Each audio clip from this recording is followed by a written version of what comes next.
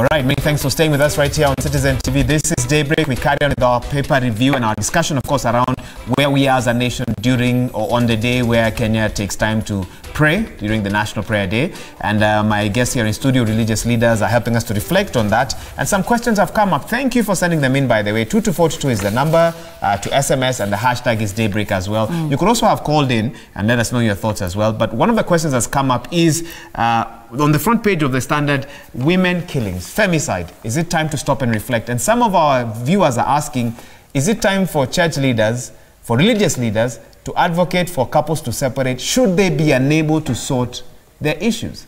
I'm sure that must be a controversial issue, Reverend.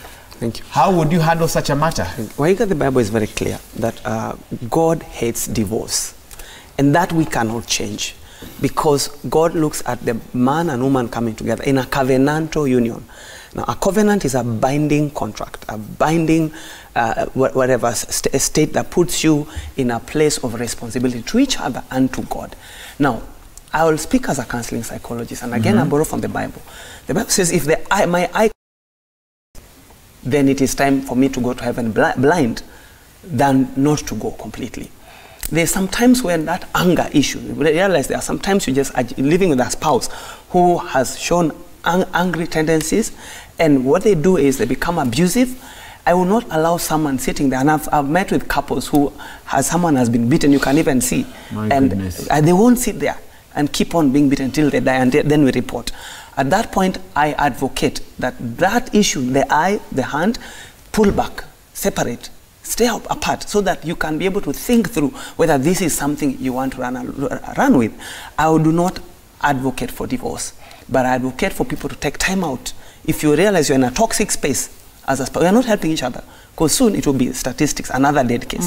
And so for me, it's prudent to know when to pull back and say, no, we are not good for each other. Would you advocate for any member of that union to go to the police, for example? Yes.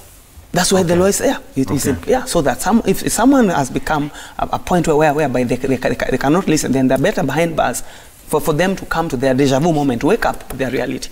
Okay, as you give us your last thought, because we'll come back to you, you can just weigh in on everything that we've discussed, but also tell us, are you concerned by the rising wave of apathy amongst young people towards religion, all religions, where 20 years ago, getting people to gather for a religious function was very easy, but nowadays, you're dealing with a young man or a young woman who has a different mindset. You look at the population age, median age here in Kenya, it's 19 years old. Africa, we're quite a young continent in itself as well. But as Wahiga has said, there's concerns that perhaps there's a rise of atheism within our society, within as a continent, amongst young people. So we'd love to hear your thoughts on that, Rev. As we take your final. As well, so yes. I wanted to, there's something someone wrote there earlier that made me think of a verse, James 1:27. It says that religion that God our Father accepts as pure and faultless is this: to look after orphans and widows in their distress, and to keep oneself from being polluted by the world.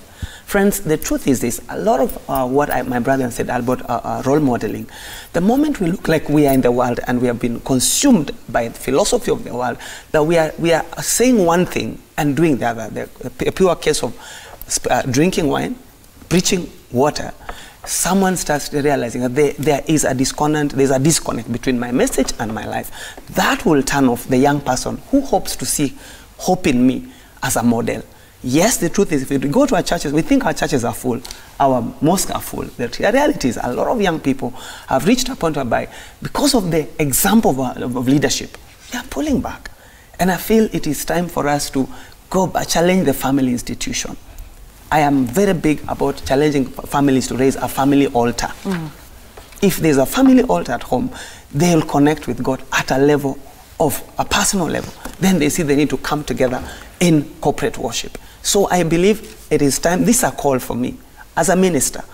What is my message and what is my life? Can I put those two so that it is admirable, it's attractive, I'm a role model? As Paul says, I strive to beat my flesh, that I may not preach and fail to see the hope of eternity. Sujata, is that a worry within the Hindu community, the rise of atheism amongst young people? You know, in the Hindu community, the parents, they'll take that responsibility. Even after their marriage also, the bonding of the, we have the emotional bonding and sentimental bonding. So as the parents will take the responsibility of things. We are the role model If they want to fight, they don't fight in front of the children. Yeah, the divorce also, is there any problem?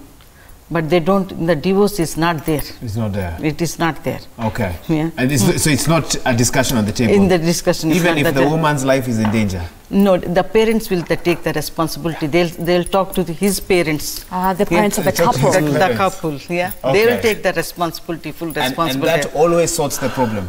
Most of the times. Yeah. That's okay. within Because marriage. the parents also, they select the boy or girl to them. They know this, this girl is this type, they know their psychology. Yeah. So they look for the same the background of that boy. Yes. So normally the problems will not come. If this is there, the parents will take the responsibility. Will take the responsibility. So that's in terms of marriage and divorce. Yeah. In terms of atheism?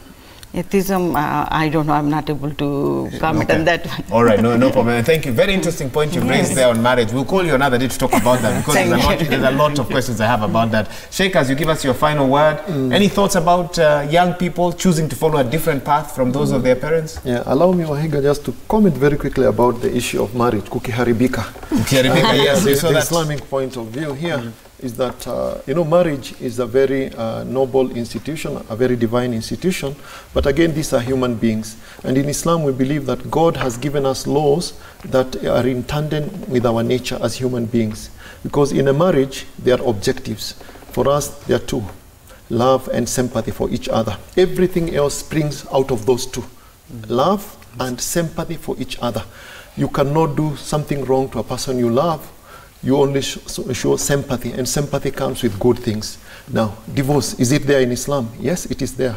But I thought you're quoting from the Quran because you're told among the most hated of the allowed things by God is people to divorce. So it's only done as a last resort. So we say here, if it doesn't work, then you're better off parting ways. So you either stay well together or part ways well if you cannot say. So that is now the safety valve to avoid all these things here. About atheism and young people running away from religion. Ideally, religion is supposed to address all the issues we need in this world because this is God's manual, user's manual for human beings. God is the manufacturer. If you want to compare God with the world with something that has been manufactured is God. And the user's manual are the divine scriptures. The book, the Bible, the Gita, the Quran. When young people run away from that, it tells me something. And we as the Muslim leaders now, we are addressing that. When these young people come to the mosque on Friday or any other day to listen, what do they want to hear? They want to hear, of course, people, you need to do this to go to heaven. But again, they want to hear me address their pertinent problems, facing them practical problems. So when our preaching becomes so boring, in that we're just talking about abstract things and forgetting that religion also is about to address poverty, the sick, and all the problems that we have in society, then they run away from that because they want solutions. They want religions that will give solution. And it is not ungodly to address material things in this world. That is the way God created us. That's why in Islam we are told the best prayer, which our Prophet, may peace be upon him, used to pray every day. Oh God, give us what is good in this world and what is good in the hereafter. Okay. But now when you're just talking about the hereafter, these guys are running away from young people. Yeah, so we need to change our style of preaching also. Okay, thank you so much for that. And I think that's how we wrap up this discussion. There's a lot more that we could have discussed, but we do want to get the thoughts of Kenyans across the country in terms of what's happening today, National Prayer Day. What do they want to be addressed during the National Prayer Day? What are they expecting? Do they even feel that the National Prayer Day has any impact on their lives? Do they see sincerity in leaders as they gather together, or do they just see a show? Someone called it a ritual. We'll be getting the thoughts from our correspondents across the country. We also have quite a team at the Safari Park. Trevor Mbija, Chemutai Goin, amongst others. Mashirima Kapombe. She's also there as well. And we will be with you till around 10 a.m. before the Semen Citizen team comes in and takes in from there. But this is where we got to close off with our religious leaders on these specific issues. We appreciate your feedback and your thoughts. Sheikh Ibrahim Lethom, thank you so much for coming. Suja Komtaraju. Komtaraju, thank you so much for coming. Reverend Ken Aringo, thank you so much for coming as well. We all appreciate your thoughts and your feedback in regards to all the issues that we are facing as Kenyans, and also what you'd like to see President Uhuru Kenyatta address in this year's National Prayer Breakfast. Thank you so much. Thank you. And that leads us to a commercial break. We'll be right back. And as Zika said, we get to touch base with our reporters across the country. Stay with us.